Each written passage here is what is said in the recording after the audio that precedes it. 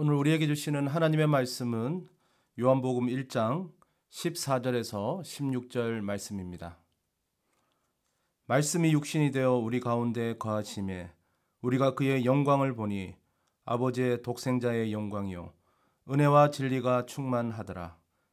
요한이 그에 대하여 증언하여 외쳐 이르되 내가 전에 말하기를 내 뒤에 오시는 이가 나보다 앞선 것은 나보다 먼저 계심이라 한 것이 이 사람을 가리킴이라 하니라.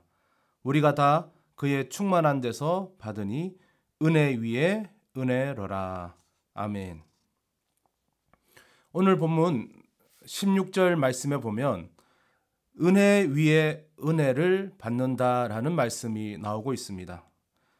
여러분, 이상하지 않습니까?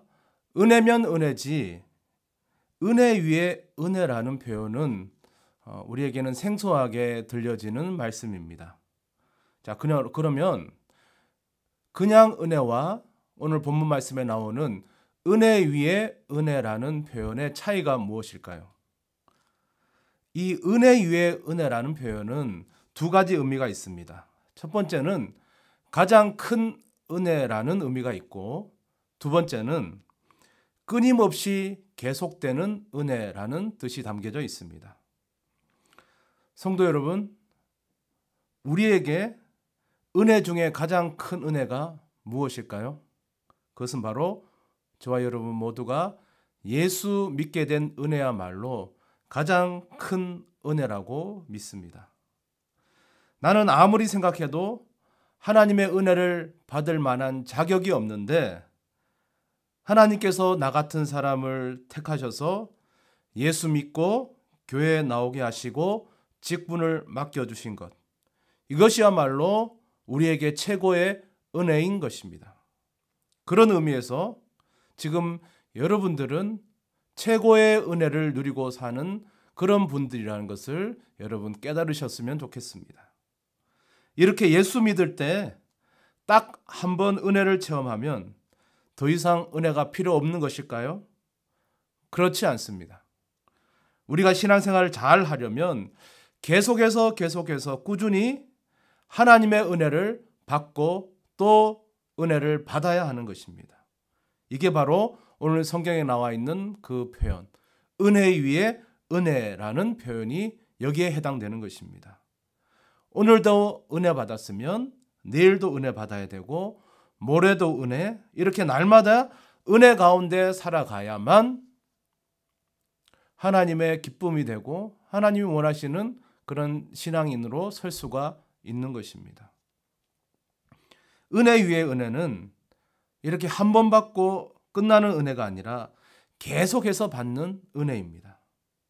여러분, 농사꾼은 논바닥에 물 들어갈 때 제일 좋고 부모는 자식 입에 밥이 들어갈 때 제일 좋다라는 그런 속담을 들어보신 적이 있을 것입니다.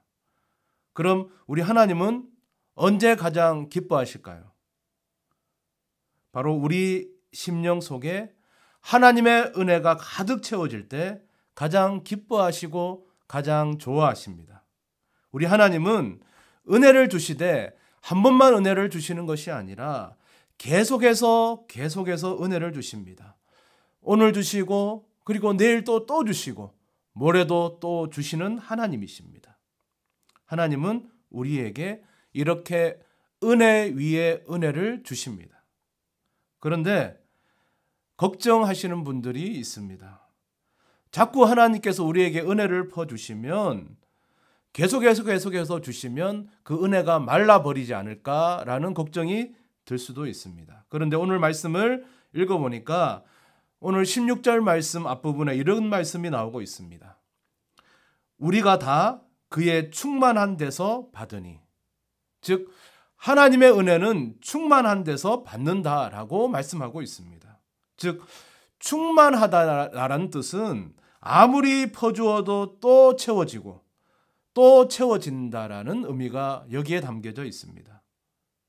이제 이 말씀을 우리가 깨달으면 우리는 하나님께서 주시는 은혜를 날마다 받아도 우리는 충분히 안심할 수가 있는 것입니다.